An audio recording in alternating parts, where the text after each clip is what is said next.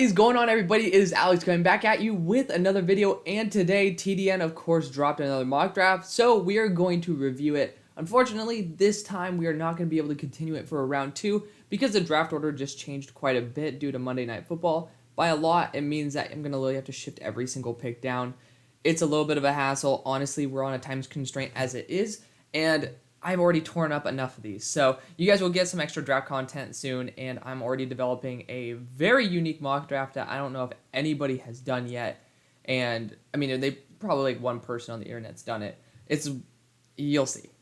It's definitely something that I haven't done so far. And usually I don't do this until like maybe February time. So, let's just like, you guys know what I'm talking about. You guys know. It's a mock draft. It just might not be this year's. So definitely working on something very cool there. If you guys are new, like, comment, subscribe, do all the fun YouTube stuff. We just breached 5K not too long ago, so on the road to 6K, on the road to 10. Let's get there. Help me get there. And then again, feel free to always leave down your comments down below because I love hearing good feedback. It makes the content more fun for you and for me. So definitely do not refrain from doing that. Let's continue on the #1 overall pick. We got Bryce Young. As you guys can see under my beautiful face, we have also my personal big board, so you guys get to have a quick reference there. I know it might be a little bit harder for you guys on phones to see it, but, there's just a certain point where, there's only so much room that we can have, and I think the primary thing that we're looking at is this thing right here. So I do apologize for the people who have a little bit of a harder time seeing the other graphics. Regardless, let's continue. Bryce Young at #1, I think that's a pretty strong pick. I don't think there's much contention there anymore. CJ still hasn't taken that step up in terms of consistency, and he's still beating up on crap teams, and people are talking about him as a god. He has 5 first-round quality wide receivers on his team. I'm sorry, there's just a certain limit to where I don't feel comfortable. I'm happy to see Justin Fields breaking the trend of Ohio State quarterbacks being complete busts. I still want to see him become a better passer overall, and I've seen definitely him progress leaps and bounds. But this is not a show talking about Justin Fields. This is a show talking about CJ Stroud, which we'll talk about very soon. But Bryce Young, to me, is the head honcho. I think he's the only guy where you can consistently believe in him as a franchise QB. I don't think anybody else really has a good enough chance of being one. Now, does that mean they won't be? No. But I think that guys like CJ Stroud have a lot more negatives than, as fanboys like to say. And you guys have known that I've been on that track ever since day one. But CJ is #2. I personally think that this is the most realistic pick. New regime, new start. He has the upside. He's shown it. And since Justin Fields is actually finally starting to produce, there's not a stigma that all Ohio State quarterbacks are complete dog crap. Granted, Justin Fields, I think, was a much better prospect, like exponentially. But, CJ has his moments. He definitely has his moments. I have him number 13 on my board, but I have to recognize the fact that he's not a solidified 13. It's not like I'm thinking this guy's going to be the franchise guy. I'm doing that with the valuation that it's the heaviest, like the most impactful position on the field. I think it's much better than what the Panthers have, so I think it's an upgrade, but that's not really saying much. For me, if I am going to go just purely on what I would want to do here, I would absolutely look at Will Anderson. I personally would want to trade back with a team that's like desperate for a QB, but for me, that's probably the best move. Just go Will Anderson. Obviously, you had Hassan Reddick there a year ago, so, pairing up Brian Burns, who's worth apparently more than 2 first-round picks, and Will Anderson would be nasty. It's a better foundation for your franchise in the long run. The Vegas Raiders going Myles Murphy. I think that is a very, very poor selection. Like, I love Myles Murphy. Obviously, you guys can see he's my #1 player in the draft. However, I will just say this. This team has its strong suit. Like, your best feature is having Chandler Jones and Max Crosby. Why you would ever bring in another edge rusher in the top 3 is kind of mind-boggling. And I do not give a rat's ass about having, like, lower production. I don't. The fact is, are you trying to say that Chandler Jones is washed? Max Crosby isn't good enough? No. The thing is, there's other pieces around him that could help them make them better. I'd rather not replace Chandler Jones and bring in Jalen Carter, who's a freaking stud, and absolutely complete that defensive front than say, you know what, Chandler Jones hasn't been doing as much as we want him to do. Let's replace him. That's the most stupid thing that you could do. And this is coming from me, who, again, you guys know I love Myles Murphy. So, again, I think that's a huge oversight. This is a top 3 pick, so of course you're going to get a good player.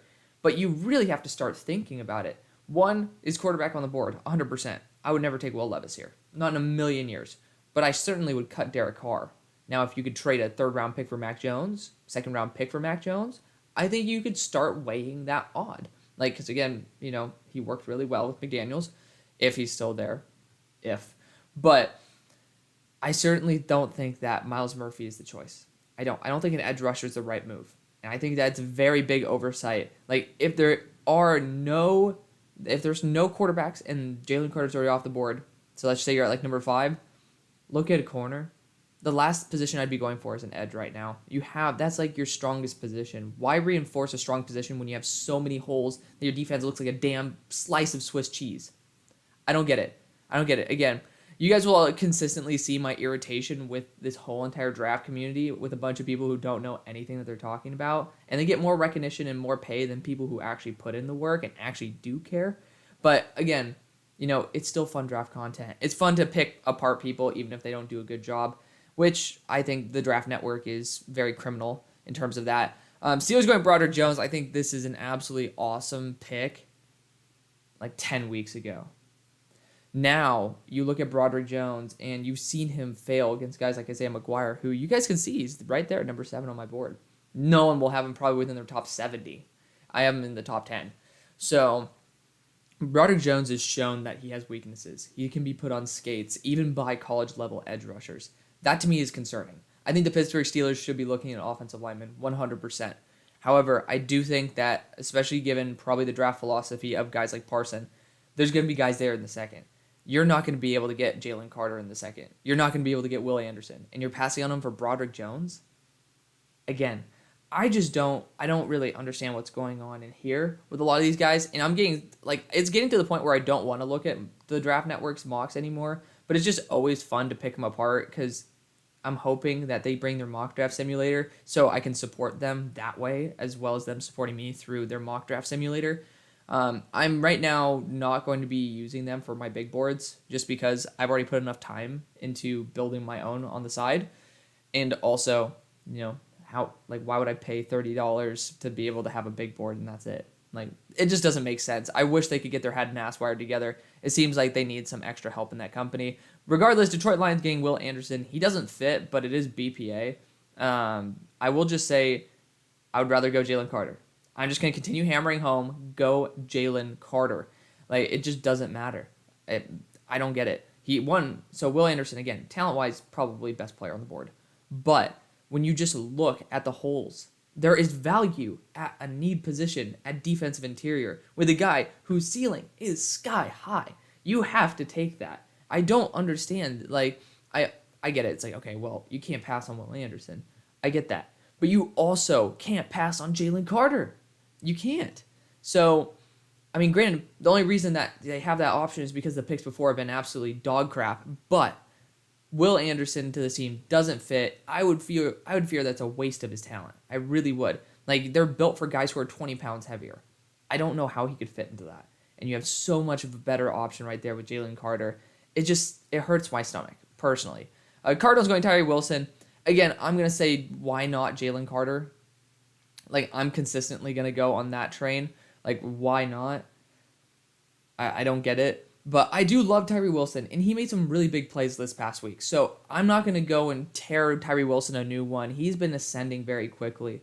You guys can check out my edge ranking video. He's moved up very much. He's in my top 10 now. And that doesn't mean, like, I've already seen the talent. I've been preaching that a lot. I'm like, okay, I haven't seen first-round talent, but I see the talent. And I see the upside. He's been taking steps game after game. And he definitely is another guy where on stock up, stock down, which we'll have a stock report this week, he's going to be taking a big step up. Like, really good player. Then, of course, Jacksonville. Do they need defensive interior? No. But why the fuck not? I'm not even going to comment on that. It's a player who fell because of an awful drafting strategy by the writer of this. The Chicago Bears going Quentin Johnston. I mean, I would personally like to go offensive line because of the fact you don't exactly need an X wide receiver. It's why you're literally sending a second-round pick. I don't think it's for a couple of games to see if you could do anything with Justin Fields. Like, I feel you're going to sign Claypool. So I don't think that you need to spend this, but it's not a bad pick at all. I personally would just prefer offensive line because, again, if Justin Fields needs to use his legs, I'd rather him be able to run through a clean hole rather than have to sprint away from a defender, then create his own lane. That's just me, though. Packers going to Smith and Jigba. They're going to find a way to draft a linebacker there. You just already know. But I don't think Jack Smith and Jigba is anywhere near that value. I understand why you take him there because, again, there's probably no trades in this mock draft. But, I mean, again, he's possibly the 4th or 5th best receiver on his team right now. That's just the plain truth. It's pretty obvious that even when he wasn't there, there's not really much of a step that's missed. And I don't really think that people are realizing that enough. I don't think people are talking about it enough. The fact, like, you can really see a player's impact when they're not on the field. Like, you just, it's like you don't know what you had until you don't have it anymore. Jack Smith and Jigba, he seems pretty replaceable. So to say he's a top 10 pick, that's a little bit of a stretch for me. I have him at 37 on my big board. You guys can't see that just yet, but I'll show you guys in a little bit. Eagles going Brian Breesy. You guys know that my feelings about this. I think that's obviously a very stupid pick. There's one really good defensive lineman at the late first, if not second round. So I don't really think you need to spend one this high. But two, Brian Breesy's been injury prone. He's been inconsistent. And overall, he's just been the most overrated prospect that I've possibly seen in terms of defensive tackles. I just don't get it. I really don't. He shows the flashes awesome. He's like a 6'5" white dude with long arms. Cool. I really don't get this top 10 love. Like, everybody just rides this dude so hard. Pause. But it's not worth it. He's not that good. He's not. I don't even think he's as good as Tyler Davis. Like, they are lockstep, and no one's talking about it. I know some of my fans down in the comment section, they talk about it. They even see it. They're like, dude, why are people high on Brian Breesy? This Tyler Davis guy is as good, if not better. I just don't get it. I seriously don't. He has possibly 4 first-round quality players on that defensive front. At least 4 NFL quality players on that front. And he's not the best of them by a long shot. I just don't. I don't understand. Again, it just feels like now we got anti-Eagles bias up in here. Gervon Dexter has done absolutely nothing to deserve this at all. This number 11 selection. I used to have him at number 13 on my board because I saw the upside. Obviously, he was one of the top guys coming out of high school, and then he's just kind of tapered off as time went on. Had a lot more of a fuller time role this year, and he just hasn't been putting up the plays that he needs to. He hasn't. He's not consistent enough, and it's really unfortunate. You guys, he's just passed this on my big board, but yeah, he's falling. He's falling for sure. I'm not a big fan of Gervon at the moment. I certainly think that he's lost a little bit of his sparkle, but certainly could come back. At number 11, there's no way in hell I'm drafting a defensive tackle. The fact that we've seen 3 D tackles come off the board when it's possibly the lowest value position when you don't have a super elite player kind of shows you where the drafting strategy comes from. And it makes more sense why these picks are the way they are when you get to see stuff that's absolutely unrealistic and doesn't make sense get drafted where it gets drafted. Lions going Cam Smith makes sense. He's a very sticky corner in man coverage, and I think that, he does embody a lot of what Jeff Okudah probably should. I don't like him that much, but I do understand the logic behind it. I would go for a different corner if you are going to go that route, but, beggars can't be choosers.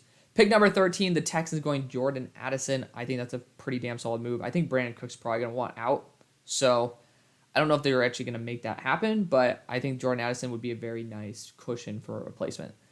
Colts going Will Levis. Thank God he's not in the top 2. I mean, I swear to God, I just saw a top 10 mock from PFF, and I was like, oh, for the love of God.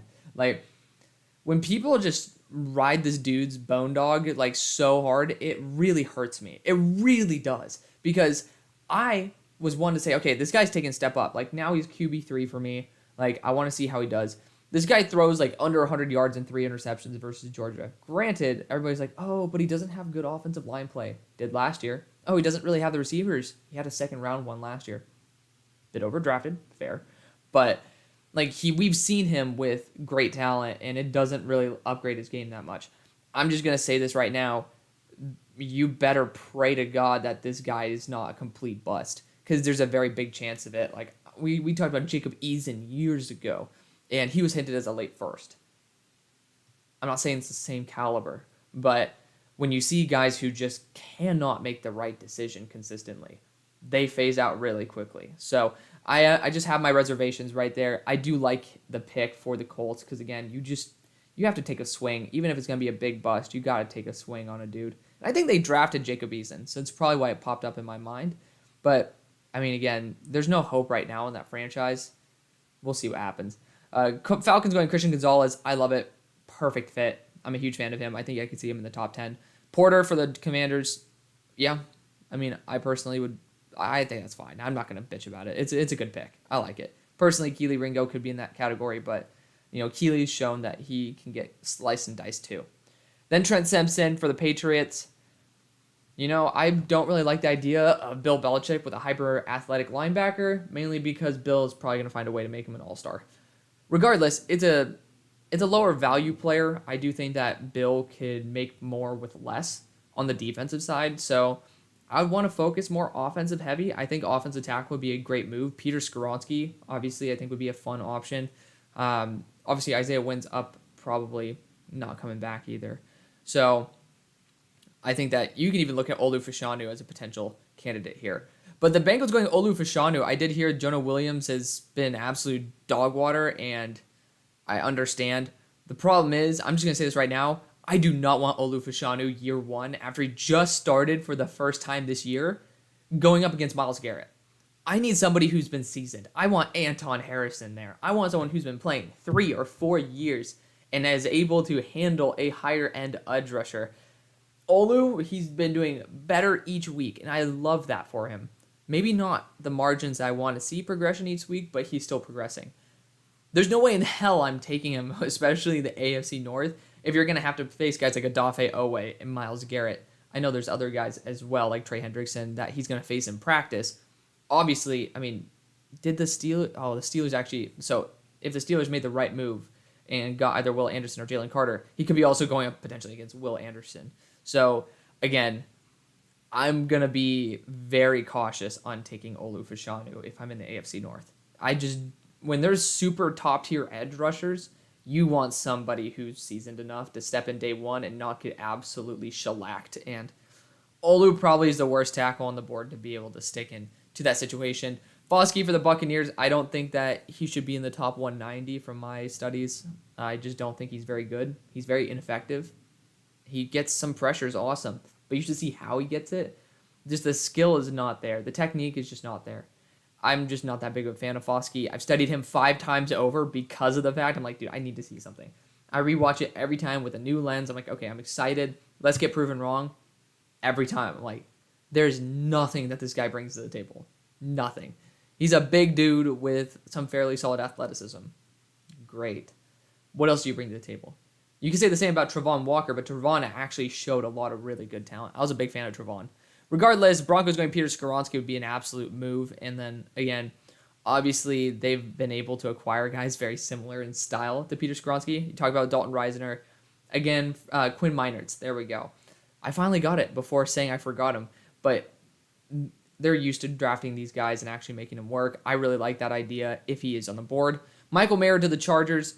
I just don't think it moves the needle that much, man. This tight end class is really deep. And again, I'm just going to say this over and over again. Tight end's a low-value position unless you get the best of the best. I don't think Michael Mayer is athletic enough nor smooth enough as a route runner to be able to separate from top-tier NFL players. And when you're trying to make a Super Bowl, which I think this player, like the first-round players, should be trying to gear a Super Bowl caliber team into that realm, he's just not going to be able to compete.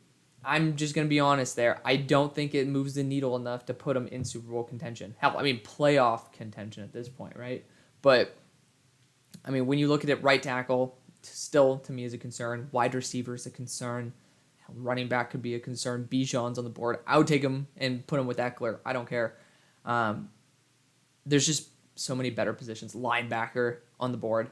So, for me, it is what it is. Baltimore Ravens going Kayshon Boutte, wide receiver at LSU.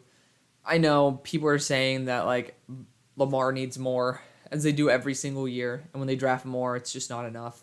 But they don't really have many other holes. I would say corner is probably more of a position they should target. There's really good wide receivers in the second round, third round of this draft. I don't really think the separation is much between like probably number 3 and like number 10. I don't really think it is. So I think number 3, number 10 in terms of corners could be. So I think that's probably a better investment. Seattle Seahawks going Noah Sewell. Love it. Good move. He's obviously near Seattle. They're up in Oregon, Eugene. So good player. I don't know if he's worth a top 23 pick, but he certainly has shown much more positive. Like, he was trending down for a while, but now he's starting to trend up. Paris Johnson to the Jets, I think, is perfectly fine. These guard tackle hybrids like AVT certainly do work there for the Jets. I do like that move a lot. Zay Flowers for the Chiefs, I dig it, honestly. But see, I dig Zay Flowers because nobody talks about this guy. So I'm a big fan when I saw his name. When I'm looking at the Chiefs, not digging it. I was just like, there we go. We had a little slip right there. Love Zay Flowers. Obviously, I think he's my wide receiver 5 or 6 right now, and he's well deserving of a second-round pick, easily. He's the entire offense for Boston College. I love Zay Flowers. I'll just say this. The Chiefs, need a tackle. I'm pretty sure Orlando Brown declined money, and then he's not good enough to be able to remain. And I think Wiley, you shouldn't pay him like $20 million. I know that a couple of Chiefs fans have been talking to me about this. So Chiefs fans, definitely let me know down in the comments what you guys think the order is. Edge rusher, offensive tackle, defensive interior. I think those are the primary 3, man. I really want to hone in on those. So is wide receivers not one of them? Can you just trade for Kadarius Toney? I don't know how much impact Zay Flowers will have. So again, not exactly a huge fan of that. I think that's pretty big oversight. Again, I understand 3 wide receivers on expiring contracts. They'll find a way. They will. Eli Ricks to the Dallas Cowboys. I do like the idea of another corner to the Cowboys. I don't know if I go Ricks. I don't know if Ricks is coming out. I think Ricks fits more of a zone scheme better, and I know that there's some really good man corners on the board. Therefore, I would probably try to revert to that. No. Again, I want to show all the love I can. Raw and I are friends. Obviously, if you guys don't know, I go to SMU. And, I met Raw one time when I was on the way to my sport management class because I liked his shoes. I had no idea who the hell he was. I saw he was wearing these, red Jordans. And I was like, dude, I fuck with your shoes. And that was pre-COVID, of course. But, again, all love for my friend. There's no way in hell he's a first-round pick. Look, this is obvious. This guy just looks at the stats, and then he's like, okay, cool. No disrespect, but I understand that Raw is selectively. I had the issue with Rondale Moore too. He is selectively energetic. You can tell when he's not getting the ball. He will jog and just not even put probably 55% in.